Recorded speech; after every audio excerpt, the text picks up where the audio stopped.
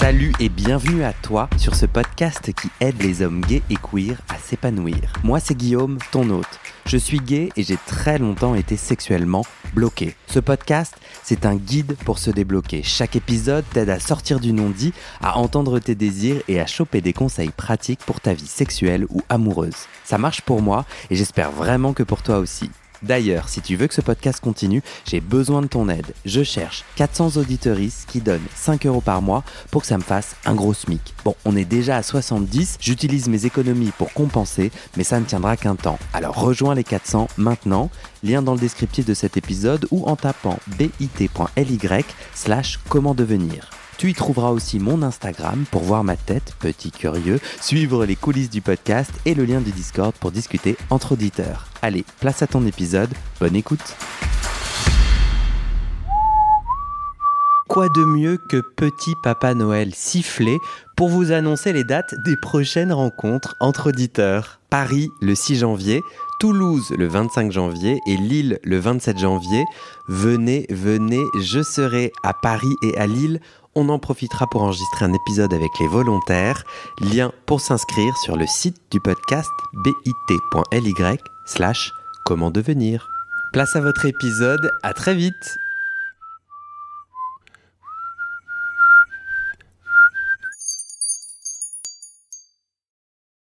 Nathalie, je suis très content de t'accueillir chez moi. Nathalie, tu es sexologue. Du coup, je t'ai proposé de partager 4 clés. Toi, ça fait longtemps que tu travailles dans ce domaine-là et je me suis dit, j'ai une experte. Ce serait quoi les 4 clés pour une sexualité plus épanouie ? 4 clés super simples. Et quand on a préparé, ce qu'on a préparé après, moi, a vachement fait du chemin sur moi. C'est-à-dire, les clés que tu m'as données, au début, je me dis, je sais pas trop ce que ça va donner. Et en fait, j'y ai souvent repensé parce que tu m'as donné 4 questions puissantes qui ont agi. Où vraiment, j'étais là, ah ouais, j'avoue.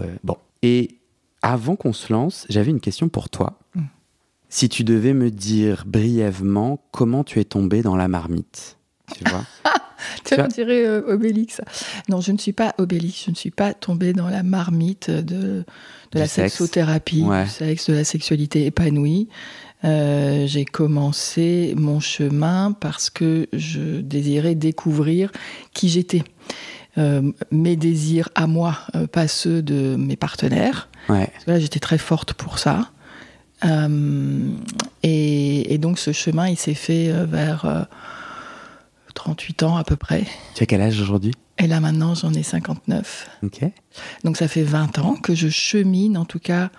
Et je ne suis pas tombée dans la marmite, que je chemine tranquillement en faisant une introspection sur moi, sur qui je suis, où je suis, comment j'agis, comment mon corps réagit. Et je suis aussi animatrice de stage tantra. Donc j'ai appris à dialoguer avec mon corps, à ce qu'il existe, non pas pour l'autre, mais pour moi, dans ce que je vais amener dans ces clés, en tout cas, autour d'une sexualité. Quand on dit épanouie, pour moi, ça veut dire qu'il y a du choix. C'est-à-dire que tu te sens libre et il y a de la satisfaction. Tu as laissé, ou tu as travaillé, ou tu as traversé tes frustrations et tu es arrivé dans un endroit où le cheminement est moins compliqué, plus simple, où tu te fous un peu la paix, où tu as, où, au lieu de subir, eh bien, tu peux agir. Et si tu n'agis pas, tu es OK avec ça. Et où, quand ton corps te transmet ces messages, eh bien, tu fais « Ah ouais, tiens !» mon corps me transmet un message, mon sexe me transmet un message, toutes les parties de moi sont égales, parce que c'est ça ce que le tantra t'apprend, c'est que ton pénis, ton clitoris, tes testicules, tes ovaires, ton anus, tes yeux, ta bouche ont le même niveau de représentation, d'égalité, de poids, de puissance dans la représentation, et que du coup le sexe, il est plus mis de côté, comme on peut le mettre de côté en Occident, mais il est complètement intégré dans ton chemin de vie et dans l'accès à des états d'éveil, de conscience plus élargie, de rencontre avec le monde, de rencontre avec soi et de rencontre avec l'autre. Justement, tu parles de chemin de vie. Toi, tu te souviens ce déclic dans ta fin de trentaine où tu te dis non mais moi là j'ai envie des clés que tu vas nous donner, quoi. Ah ben oui, carrément. Non mais c'était quoi le déclic où tu t'es dit stop, il faut que quelque chose change? Alors déclic, ça s'est pas fait comme ça, tu vois, claquement de doigts. Ça s'est fait parce que quand je suis arrivée en France, j'ai vécu 15 ans en Angleterre et je suis arrivée dans le sud de la France avec beaucoup d'autres expats. Et moi, je me sentais expat plutôt que française. J'avais même du mal à parler français. C'était un peu bizarre de me retrouver dans un endroit français. Donc j'étais avec des expats et on regardait dans les années 2000 la série Sex and the City. Et Sex and the City, c'était la première fois, donc c'était avant que ça arrive en France, on le regardait in English, quoi. Et on le regardait entre amis. Et tous les partenaires étaient... là, c'était que des couples hétéros. Et tous les partenaires étaient en train de garder les enfants et nous, on était entre nous. Et grâce à ce support, parce que ça a vraiment été un support, moi, j'ai plongé dans un monde qui était... Ah bon, il y a les orgasmes, ah ça se fait comme ça. Ah bon, il y a des vibros, ils sont comme ça. Ah bon, il y a des rabbits qui font des tours sur soi et qui donnent des orgasmes. Ah ouais, ah bon, il y a des pratiques sexuelles de cette façon. Mais moi, je pensais connaître plein de trucs, je pensais me connaître. Et du coup, je me suis interrogée et j'ai ramené à partir de là. C'est marrant ce que tu dis. Alors déjà, j'ai re-regardé toutes les saisons. Ah bah oui, t'as pas besoin d'excuses, hein. Récemment, ah ouais, j'ai trouvé que c'était marrant. J'avais jamais vu ça, donc c'est très rigolo. Je trouve que ça me fait pas mal ça avec Sex Education sur Netflix. Ah ça, c'est brillant. Ouais, où je trouve que ça vient m'interroger, ça vient me faire réfléchir à... Ok, trop bien. Ouais. On se lance. Let's go. Sur notre première clé, on s'est dit... Donc on s'est dit, en fait... C'est pas des clés, c'est pas des conseils, c'est des questions. Ça, j'adore. Ouais. Et notre première question puissante, c'est une sexualité plus consciente. De quoi mon corps a besoin pour être sexuellement mieux? Ouais. Alors, tu m'en dis plus? Ça veut dire quoi? Commence par où, ouais. Plus conscient, des mots, des concepts. C'est tourner ton attention, un peu comme dans la méditation, vers toi, en toi, comme si brusquement tu pouvais trouver un endroit tranquille où tu fermes les yeux, tu prends quelques respirations et tu tournes cette attention qui est le regard qui est vers l'extérieur, qui est vers tout plein de stimuli visuels, sonores, très forts, et tu tournes cette attention précieuse vers toi. Et pour ça, tu t'appuies sur ta respiration, tu fermes les yeux et tu vas à l'intérieur de ton corps et tu lui poses des questions comme si c'était une personne que soit tu connais très très bien, super, soit tu connais bien et ce corps-là te donne plein de soucis, donc tu l'aimes pas beaucoup, et donc tu peux être en bataille, tu vois. Et donc du coup, tu peux être en bataille contre ton sexe qui réagit pas comme tu le voudrais, contre... Donc juste pour que je comprenne bien, je m'allonge par exemple, ou je me mets dans un endroit où je me sens bien, pour essayer cette clé-là. On est d'accord. Et est-ce que je me touche? Est-ce que je me masturbe? Ça veut dire quoi, être à l'écoute de mon corps? Ça veut dire que si tu te masturbes, tu vas y amener cette respiration qui fait que tu vas ralentir et vérifier que ce que tu es en train de faire et ce que tu es en train de te faire et ce que ton corps te dit plutôt que ta main. Généralement, c'est ta main qui se masturbe ou le sextoy, pas le masturbateur. Et ce que ta main fait sur toi. Donc tu laisses... Pas. Parce que tu vois, je suis en train de respirer. Ouais. Donc je me concentre sur ma respiration? Ouais. Concentre-toi sur ta respiration. Okay. Ce que ça fait, c'est... Tu te concentres sur ta respiration. Donc tu ralentis. Ah ouais. Quand tu ralentis, à partir du moment où tu ralentis, ton esprit est plus apte à capter l'invisible, à capter le subtil, à capter ce qui n'est pas vu, ce qui n'est pas entendu, ce qui n'est pas remarqué. Donc ces petits trucs qui se manifestent de ton corps à toi, par la respiration, dans un moment tranquille, ont le temps de monter à toi et de se montrer. Et là, la question de quoi mon corps a besoin, et donc de quoi, c'est vraiment, tu t'adresses à toi. Et pour ça, on va pas se parler tout seul, tu vois, déjà, c'est compliqué, notion. Fermer les yeux t'amène à rentrer dans un monde intérieur dans lequel tu peux avoir ton cœur qui commence à battre plus vite, ton sexe qui a des petits mouvements, des frémissements. Tu peux avoir des sensations inédites, corporelles. Tu peux avoir de l'émotion. Tu comprends pas d'où vient cette émotion, sauf que tu as donné un temps de conscience, donc tu as amené cette conscience-là vers qu'est-ce qui se passe en moi et de quoi, tu poses cette question, de quoi mon corps a besoin de ma part pour se sentir bien avec le monde, bien avec ma partenaire, bien avec mes mains qui le touchent. Donc là, je suis allongé. Par exemple. En tout cas, moi, je choisis ça. Ouais. Je me masturbe. C'est marrant parce que sans film porno. Parce que, en fait, moi, je suis assez déconnecté de mon corps parce que je suis dans ma tête, soit en train de fantasmer quelque chose, je me raconte une histoire, soit je regarde un film porno. Mais c'est vrai que j'écoute pas trop ce qui se passe. Or là, tu m'invites à peut-être, sur cet petit exercice, pas de porno, pas de fantasmes cérébraux, et une respiration, me dire qu'est-ce qui se passe. Et quand tu... Par exemple, ça t'invite à la masturbation.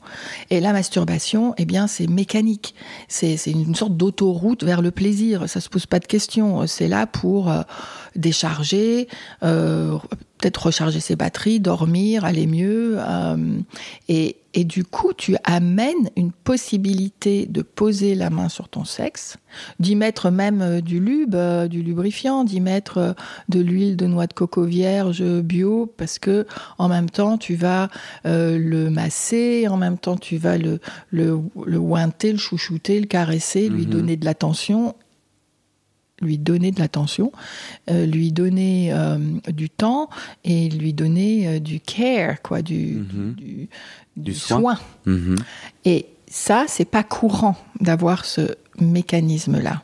Donc, quand tu mets du coup la main sur toi, l'invitation, c'est de mettre alors plutôt que du lubrifiant, cette huile, parce que l'huile de noix de coco ou de l'huile de sésame, par exemple, eh bien, ça va nourrir ta peau. Je sais pas moi, le gland, il peut aussi souffrir d'une petite sécheresse. Tu vas nourrir ta peau. Tu vas pas que nourrir ton plaisir, tu vas nourrir la peau, la membrane. Tu vas passer un message à ton corps que tu es en lien, justement. Tu te connectes d'une façon avec laquelle qui n'est pas courante chez toi. Donc, plutôt de commencer à faire ce qui est comme mécanique et automatique, je pose la main sur mon sexe, je serre et je vais dans un mouvement qui est complètement intégré, eh bien, je ralentis, je pose la main, mais pas juste pour attraper, je pose la main comme si une personne étrangère venait pour la première fois rencontrer mon corps, rencontrer mon sexe, et le poser. Et attendre, c'est quoi la sensation ? C'est quoi ? Est-ce que c'est chaud ? Est-ce que ça frémit déjà sous tes doigts ? Et quand tu commences à masser plutôt qu'à masturber, à caresser d'une façon qui est ta façon automatique, c'est de prendre le temps de laisser ton sexe frémir, se redresser, ne pas se redresser, et rentrer dans cette connexion, relation, avec une partie de ton corps que peut-être tu crois connaître, que tu as en main et qui fait ou pas ce que tu lui dis de faire. Est-ce que c'est plus clair ? Ouais, c'est très clair. C'est marrant, je trouve ça un peu anxiogène. Tu vois, ça me parle beaucoup, ce pas de côté. Ça m'intimide un peu. Je sais pas pourquoi je te dis ça et pourquoi. Continue. Tu vois, je trouve ça m'intimide un peu.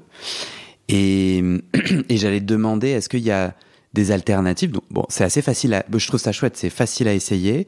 Je trouve que ça m'angoisse quelque part. Je pense que j'ai un obstacle à poser un moment, prendre le temps, et possiblement aussi comment dire, l'automatisme de je me branle devant un film porno, c'est comme si c'était des boutons sur lesquels j'appuie depuis toujours. Ouais. Et il y a une déconnexion que je recherche aussi. Pour être tout à fait honnête, la masturbation est parfois aussi une façon de sortir du monde, pour moi, hein, de mes anxiétés, de ma bulle et tout. Donc, je comprends que ça soit super anxiogène. Hein. Tu vois, c'est comme un doudou. Quand on retire un doudou alors que ça amène dans un espace de sécurité, ouais. La proposition t'amène dans un espace d'insécurité où les boutons vont plus marcher. C'est comme si tu prenais une aspirine et tu sais que normalement ça fait toujours de l'effet, tu n'auras plus mal à la tête, mais là on te dit « Ah bah non, prends pas ton aspirine, garde ton mal de tête et deal with it, quoi. Négocie avec ça. » Donc évidemment, je comprends que ça soit super anxiogène. Je dirais que la respiration à ce moment-là, elle n'est pas... Garde ce moment-là en bulle et vois comment tu peux peut-être te créer d'autres moments bulles. Et souvent, quand le ralentissement peut amener à une peur de la mort, quoi. Il y a souvent le côté mortifère, le côté thanatos de la mort derrière le ralentissement. Donc, voilà, c'est des petites pistes, si tu veux, pour toi, pour aller regarder ce qui se passe. J'avais noté dans cette première clé la question « Qu'est-ce que je ressens ?» Je trouve, au début, j'étais là, oui, bon, bah... Et en fait, moi, je l'ai appliqué ainsi depuis qu'on s'est parlé. Dis-moi si ça correspond ou si c'est quelque chose que tu conseillerais. Je me la suis aussi plus posée pendant mes rapports sexuels. Donc, pas dans des moments où je fais bulle avec moi-même, mais... De me demander après un rapport sexuel, tiens, qu'est-ce que j'ai ressenti, qu'est-ce que j'ai, de mettre de la conscience, donc tu vois, on est dans la clé être plus conscient, de mettre plus de conscience dans, tiens, comment mon corps a réagi et à quoi et comment, tu vois. Et l'étape d'après de la conscience, c'était de mettre des mots. Donc par exemple, ce que j'ai découvert, c'est, moi quand je suis fatigué, j'ai moins envie de sexualité, genre j'ai moins, tu vois, j'ai pas envie qu'on me touche. Ah mais attends, c'est comme si là tu vois tes bras qui sont revenus vers toi, c'est plutôt te contenir toi-même, comme d'un contenant qui ramène à toi plutôt que s'occuper de l'autre. Enfin, ce mouvement-là est très contenant pour toi. Et idem sur la pénétration. Être pénétré, c'est comme si mes muqueuses étaient, elles, plus fatiguées, être moi pénétré. L'autre chose plus positive, c'est mon plaisir des tétons. Et de mettre de la conscience là-dessus. Enfin, j'en ai souvent parlé sur ce podcast, donc ça, c'est pas nouveau. Mais il y a quand même eu tout un moment, et je me souviens bien d'ailleurs que j'ai découvert le plaisir d'être caressé sur les tétons, un peu dans des masturbations moins automatiques. Donc tu vois, au final, et mettre de la conscience là-dessus, pour moi, c'était quand tu le dis à un partenaire, enfin, quand je le dis à un partenaire, j'ai des mecs qui se mettent à me tirer le téton comme si le truc était un élastique. Ah. Moi, j'aime pas du tout. En fait, donc non. Et donc mettre de la conscience, c'est aussi pouvoir mieux dire comment j'aime. Tu vois. Donc, est-ce que donc les gens qui nous écoutent et qui disent moi le moment bulle et tout, ça m'angoisse. Garde ton moment bulle. Pour toi, c'est un moment bulle particulier. Ma question c'était est-ce que cette alternative de qu'est-ce que je ressens dans mes rapports sexuels, est-ce que c'est une bonne alternative? Oui, c'est top. De toute façon, qu'est-ce qui se passe chez toi? Qu'est-ce qui se passe chez moi? Enfin, retour vers soi. Qu'est-ce qui se passe chez moi à un moment donné? C'est donner de l'espace pour avoir plein d'infos que normalement souvent ne sont pas traitées et sont mises de côté. L'info du corps. Là, il y a une gêne. Là, c'est plus lubrifié, quoi. Là, il y a plus de fluide. Là, ça s'est ouvert plus facilement. Là, c'était fermé. Là, ça te donne des infos sur ce qui se passe pour toi. Donc, qu'est-ce que tu ressens? Et après, tu peux partager avec ton ou ta partenaire. Voilà ce qui était bon pour moi. Voilà ce que j'ai aimé. Souvent, on n'est pas dans « voilà ce que j'ai aimé », on est là, voilà ce qui ne va pas. Donc voilà ce que j'ai aimé, l'appréciation, comme tu vois, comme une deuxième clé, par exemple. Apprécier, c'est vraiment super important pour intégrer tout ce qui se passe et qui est bon et qui va pouvoir refaire le mixte et te ramener dans des endroits de félicité. Donc apprécier, intégrer, dire ce qui est bon, aller vérifier ce qui est bon. Eh bien, d'un point de vue psychologique, c'est une clé pour continuer à ce que ça se passe, continuer à ce que ton corps s'ouvre, continuer à avoir du plaisir. Ouais, et ça, ça veut dire quoi, intégrer? Comment je peux, dans mon quotidien, faire une petite danse de la joie? Tu vois, honorer, ça j'ai aimé. Comment? Juste en le disant, j'ai aimé, merci, sourire. On parle souvent, les taoïstes parlent du sourire intérieur. Tu souris à l'extérieur et ton sourire vient à l'intérieur et vient illuminer en quelque sorte ton corps. Tu dis merci à ton corps. Dire merci à son corps, c'est pas juste une lubie. C'est prouver qu'il existe. Lui donner de la place et le traiter comme si il faisait c'est une partie intégrante de toi. C'est presque une personne. Tu sais, parfois on peut être polarisé. Donc on a un endroit qui veut ci, un autre endroit qui veut ça tiraille à l'intérieur. On n'est pas bien, on est vidé d'énergie. Eh bien ta psyché, ton corps réagit avec des personnalités multiples en quelque sorte. C'est pas schizophrénique, mais tu as des endroits de mémoire qui te disent j'ai pas envie d'aller là, et puis tu en as une autre au présent qui te dit oui, mais c'est vachement bien. Mais tu as une mémoire du passé qui fait là oui, mais quand tu étais allé dans cet endroit-là, il y avait eu je sais pas, tu avais 5 ans, ça s'était vraiment très très mal passé pour toi, donc tu vas pas y aller, et du coup tu as des conflits intérieurs. Et ton passé vient se jouer dans ton présent, et le mental du présent se dit mais tout va bien dans ma vie, sauf que ton passé n'a pas été réglé et il revient dans ta vie. Donc se tourner vers soi, apprécier, te dire que envoyer de la gratitude, c'est vachement important. C'est pas juste un petit machin. C'est vachement intéressant que tu te dis ça, parce que ça m'a ramené le souvenir de la honte et de la culpabilité d'être homosexuel enfant. C'est-à-dire mon premier contact avec ma sexualité, donc avec mon corps, ma première bulle où je me touche et je suis en conscience, naïve, dans le bon sens du terme, enfantine, de la découverte, de l'absence totale du jugement, a tout de suite été saisie, violentée par merde, il y a un problème. Et notamment... je me souviens fricoter avec un autre garçon et être surpris par un adulte qui m'a engueulé, qui a eu un comportement très négatif. Je me suis dit, j'ai fait une énorme... Tu vois, donc la bulle de corps, tout ce qu'on vient de dire, être conscient, me ramène à ça, me ramène à cette faute originelle, cette erreur. Et cette erreur est aussi cette terreur, tu vois. Et je crois que là... Une fois que tu seras parti, si je vais dans mon lit, me dire écoute, t'as fait un podcast dessus, maintenant applique la clé.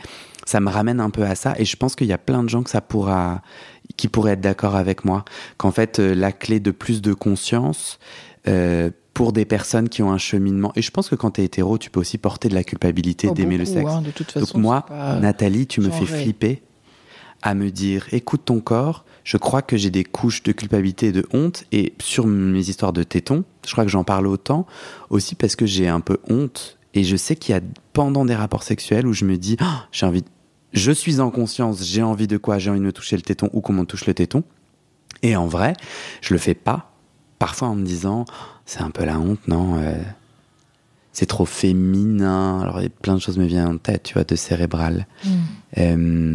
Et du coup, j'avais envie je vais rajouter un autre truc et après j'ai une question pour toi. On parle pas mal du chemsex, donc l'usage des drogues dans la sexualité.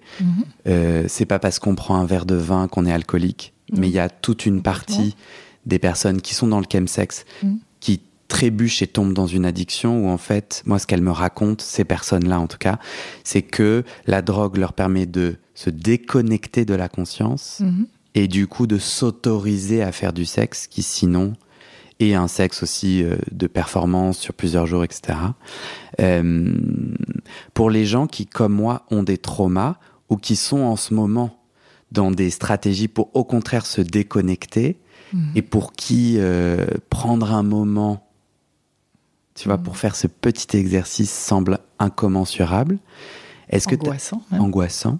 Est-ce que tu as des petites marches, des plus petites marches pour nous? Quand je t'écoutais, tu as nommé la honte.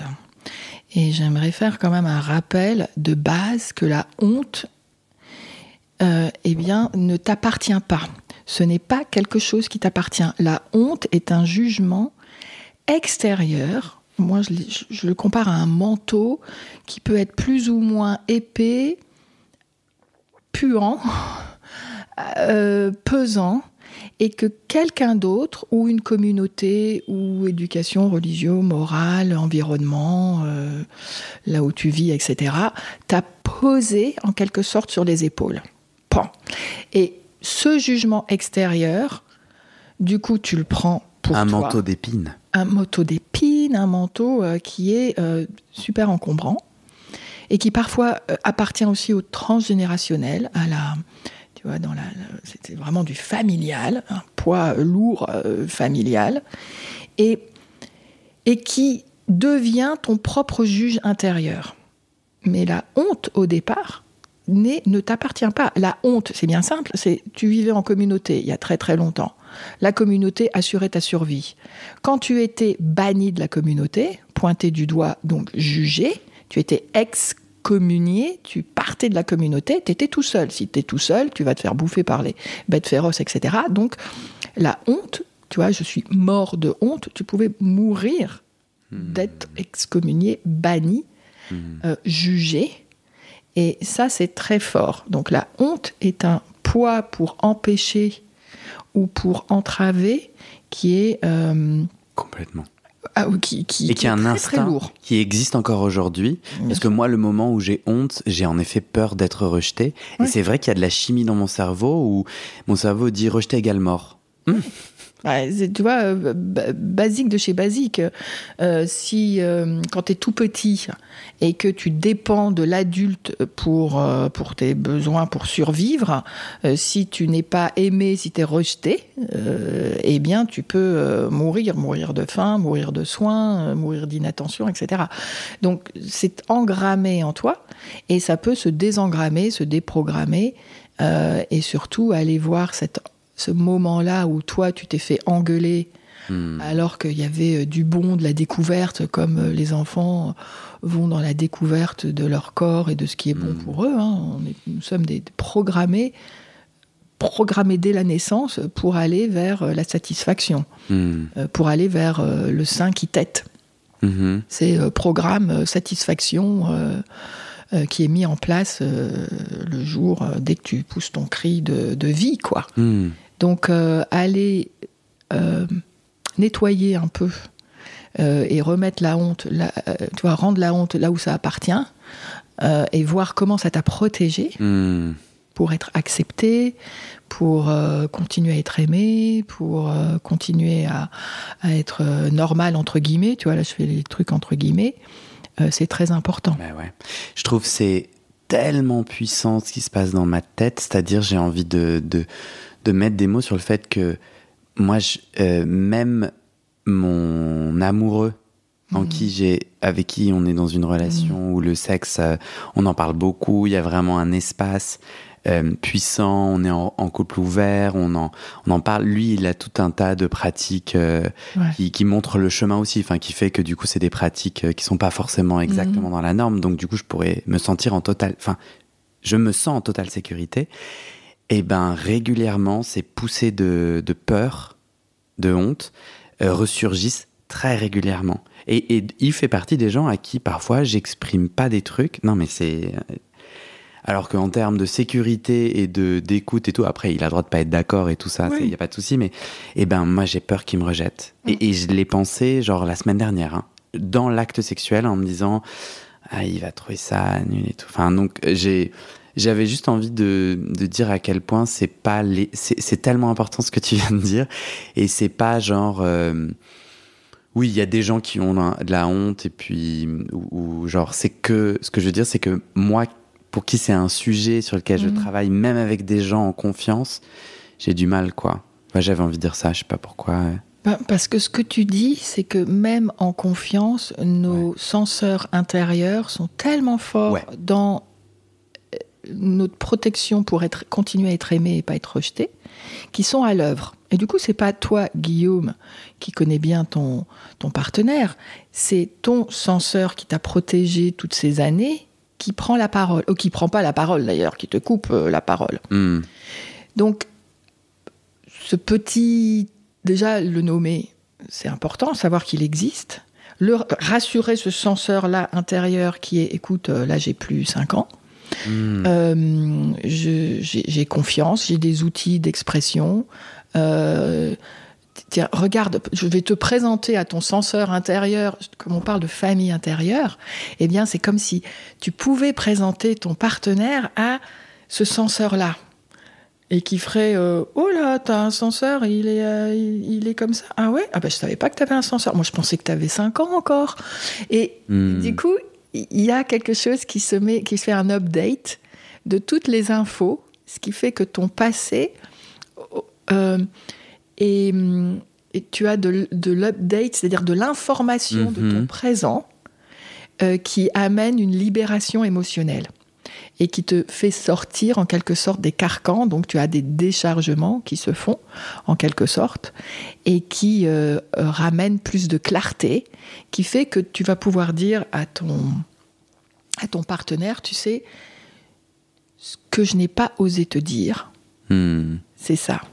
Et il y avait une partie de moi qui avait terrifié que tu puisses me juger. Donc j'ai besoin d'être sûr que tu vas pas rire, que tu vas pas me rejeter, que tu vas m'accompagner, que tu vas m'écouter. Je pose ça. Et ton partenaire, parce que généralement, ça dépend des relations. Quand on est dans une relation toxique, ça ne marche pas. Mais un partenaire qui est attentif ou aimant, lui, il va se sentir compris parce qu'il va dire, tiens, Guillaume me fait confiance. Donc, il va y avoir un côté qui va s'attendrir même chez lui, va ramener encore plus de tendresse et de complicité et d'intimité. Et il va te dire, ok, merci, je t'écoute, vas-y. Et peut-être qu'il va dire, ah, mais c'est tout. D'accord, ok, mais toi, tu vas pouvoir déposer ce que tu n'as pas osé avoir dit dans un endroit qui est ok pour toi. Bien sûr. Mais tu auras parlé de ce qui a peur. Tu vois ? Ouais, mettre des mots. J'ai envie, dans cette clé, qu'on aborde l'absence de libido, l'absence de sexualité, ou le moins de sexualité, ou une sexualité hors des normes. Qu'est-ce que j'entends par là ? Le moment où je mets de la conscience sur ce que mon corps veut, ce qui est bon pour moi, ce que je ressens. Et ça me fait penser à des épisodes précédents, notamment avec Victor, qui, lui, a fait tout un chemin, qui témoignait de son chemin de, moi, en fait, la pénétration, l'éjaculation, oui, c'est très chouette, ça peut, mais en fait, je découvre que la caresse, par exemple, la sensualité est essentielle pour moi. Ah oui, j'ai écouté ce podcast, super. Ah ouais? Ah ouais. Et tu vois, c'est quelque part de se dire, dans ce moment de bulle et d'en mettre de la conscience, c'est aussi accueillir et célébrer ce qui est, c'est-à-dire, moi c'est le genou. Ah non, mais c'est nul le genou. Bon, on est re dans les jugements, mais j'ai aussi l'impression que ce qui peut émerger, c'est pas du tout les codes porno ou les codes, tu sais, sur Grindr, est-ce que tu pénètres, t'es pénétré, est-ce que je t'éjacule ici et tout, et en fait de se dire moi j'ai découvert que c'est pas là où tu vas me faire monter au rideau, quoi. Mais et possiblement aussi tu vois, moins de sexualité, tu vois, moins de pénétration, ou tu vois ce que j'essaie de dire. C'est en fait ce que tu dis, c'est ramener du slow. Parce que plus tu as d'intensité, plus tu crées une sensation qui est forte, mais moins il y a la possibilité aussi que toutes tes milliers de terminaisons nerveuses, capteurs de plaisir, puissent s'ouvrir au plaisir. Plus tu as de la rapidité et plus tu as de l'intensité. C'est-à-dire que si, par exemple, tu appuies très fort sur ta main, tu as un doigt, ton index par exemple, ton majeur, tu appuies très très fort sur la paume de ta main et tu traverses ta main en appuyant très très fort, tu vas avoir une sensation qui va être forte et qui disparaît très vite.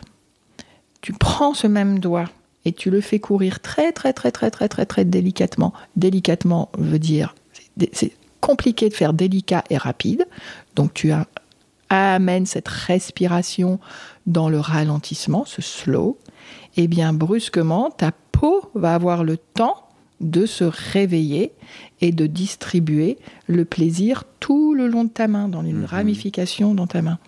Donc ça te permet de connecter là où tu es déconnecté, parce que tu as le temps de vérifier, de sentir, d'être avec ce qui vient. Et moi, je pense que ce que j'ajoutais à ça, c'était il y a un obstacle supplémentaire très lié à la honte ou au rejet, qui est si je découvre que moi, les codes automatiques, les automatismes de pénétration, c'est pas là où, quand je me suis connecté, c'est pas là où il y a le plus de désir, de joie, ou enfin, tu vois ce que je veux dire ? Mais il y a aussi un petit chemin de faire vivre cette sexualité hors des normes gays. Tu vois ce que je veux dire ? En gros, quand t'es dans les apps de rencontre, c'est faut sucer, faut sodomiser. Et il y a quand même, je pense, des gens qui nous écoutent et qui, quand ils vont se mettre dans cette bulle, pourraient découvrir des choses qui les tirent dans, tu vois, un peu ailleurs. Et ça, c'est compliqué parce que quand, en plus, ça dépend si t'habites dans un endroit où il y a beaucoup de gays. Mais s'il y a peu, t'es aussi, ta sexualité, elle est vachement restreinte, moins à qu'est-ce qui est bon pour moi que qu'est-ce qui est possible avec l'autre. Tu vois ce que j'essaie de dire ? Oui, et donc, comme tout, c'est prendre le risque d'affirmer ta différence et prendre le risque d'affirmer aussi, écoute, ce qui est bon pour moi, c'est que tu ralentis, ce qui est bon pour moi, c'est d'avoir les yeux bandés, parce qu'on sait que quand on a les yeux bandés, et la confiance, il faut avoir la confiance, eh bien, tous les autres sens sont complètement en éveil, ça décuple la sensation, le kinesthésique, le toucher. Et c'est prendre le risque d'être initiateur un peu d'autres plaisirs. Initiateur d'autres plaisirs. Avant qu'on termine, j'ai une question d'un auditeur. Et je pense que je vais la mettre là. Cet auditeur dit « J'ai une baisse de la libido depuis que j'ai 35 ans. Malgré une très bonne santé et du sport que je pratique. Est-ce lié à l'âge ou à d'autres facteurs ? Est-ce que toi, tu sais ? Il y a plein d'autres facteurs. La libido, c'est quoi ? Voilà, ça dépend des personnes. Généralement, dans cette question, j'aurais une personne en séance, je lui demanderais ce qu'il entend par libido. Est-ce que il fait plein d'activités, il fait du sport, il a un job hyper prenant, des trucs associatifs, il est jamais là, il sort tout le temps et tout. Eh bien, je dirais qu'il a une énergie sexuelle débordante, mais que la sphère orientée vers la sexualité ou l'activité sexuelle, comme elle est débordante de partout pour aller faire du sport, sortir, son job, taffer, s'amuser, enfin je veux dire se divertir, etc. Eh bien, c'est comme tout, on en a un paquet, et puis c'est comment tu l'utilises. Donc la disponibilité de son activité sexuelle pourrait être restreinte parce qu'il va dans toutes sortes de directions. Mais il n'a plus d'énergie pour ça. Il n'a plus d'énergie pour ça, première chose. Après, tu avais une libido très forte, par exemple, et tu étais dans un couple, et ton partenaire, ou ta partenaire, est moins en phase avec toi. Donc, il y a une sorte de déséquilibre entre les deux. Donc, toi, tu demandes, tu es dans la demande, et puis l'autre ne veut pas, donc tu retournes cette demande. Alors, soit tu es frustré, tu vois, parce que l'autre ne veut pas partager avec toi, frustration, ce qui peut amener vers une sorte de dépression intérieure, tu vois, de non-envie, où tu coupes tout. Mm-hmm. Donc là, Oui, la baisse de libido peut être, si je suis dans un couple exclusif et que l'autre n'a pas la même envie, du coup, ma libido baisse. Pour être en rapport avec l'autre, pas le tromper, parce que c'est exclusif, c'est pas dans le contrat, parce que la masturbation n'est pas une option, parce que tu es en couple, et donc franchement, si tu es en couple, c'est pas pour te masturber. Donc là, il y a de la frustration, et ta libido, enfin ton désir vers l'autre s'émousse, parce que tu as peur d'être rejeté, tu t'es pris 10 vents et t'en as ras-le-bol. Donc ça se coupe. Et soit ça se coupe et t'es OK avec ça parce que t'as plein d'autres trucs sympas que tu partages avec ton partenaire, soit t'es en frustration. Là, j'ai pas l'impression qu'il est en frustration, c'est juste une question. Oui, est-ce qu'il y a des facteurs ? Et les facteurs peuvent être aussi, tu avais beaucoup de désirs sexuels avec l'âge, ça s'émousse. C'est le cas ? C'est le cas. Ah ouais ? Ouais. Mais genre chimiquement, dans notre cerveau, on a une glande qui produit moins ? Oui, tu as moins de testostérone. Ok. Ouais, la testostérone se diminue avec l'âge. Et la testostérone, c'est aussi un facteur de désir, si tu veux. Donc c'est pour ça qu'on fait des shots de testostérone pour récupérer un peu d'énergie, si tu veux, et de stamina, et de désir sexuel aussi. Mais si tu es avec une personne dans laquelle tu n'as pas envie de cette personne... Oui, c'est aussi... tu en fais quoi de ton désir, hein, tu vois, il va se sublimer autre part. Il va aller autre part. Et tu peux aussi avoir quelque chose qui peut t'alerter parce que, par exemple, tu peux avoir une hypertension, tu peux avoir, si c'est associé à d'autres symptômes, comme par exemple de l'irritabilité, du manque de sommeil, tu es fatigué, à ce moment-là, tu peux peut-être avoir aussi de l'apnée du sommeil. Tu dors pas bien, tu as une qualité de sommeil qui est pas bonne, eh bien ça impacte la qualité de ton érection, les érections, le temps de ton érection aussi. Ça a un impact direct là-dessus. Et ça pourrait indiquer que tu peux avoir peut-être des problèmes cardiaques aussi, donc tu vas faire un check-up. Ouais. C'est un check-up. Tu peux aussi avoir de la glycémie. Pas de la glycémie, tu peux être diabétique. C'est aussi un des aspects, une perte de libido peut être aussi associée à quelque chose de médical. Donc aller faire un check-up, c'est vachement bien, surtout si tu approches de la cinquantaine. Super.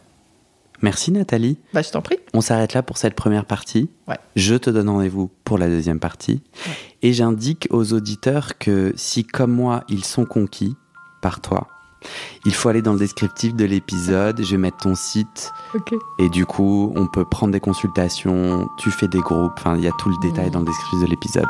Ça te va ? Ça me va tout à fait. Merci. Ciao.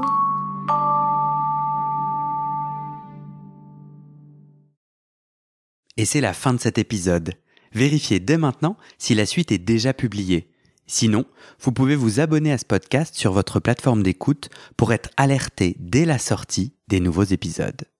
Et si vous aimez les témoignages intimes comme celui que vous venez d'écouter, j'ai 2 autres podcasts qui pourraient bien vous plaire. Je vous les présente. Histoire de devenir moi. Ça, c'est un podcast dans lequel des gens ordinaires me racontent un tournant déterminant pris dans leur vie. Ils racontent le déclic qui a tout changé et comment ils sont devenus un peu plus eux-mêmes. Ma dernière séance de psychanalyse. Ça, c'est un podcast dans lequel des gens me racontent leur dernière séance sur le divan et comment la psychanalyse les a aidés ou pas.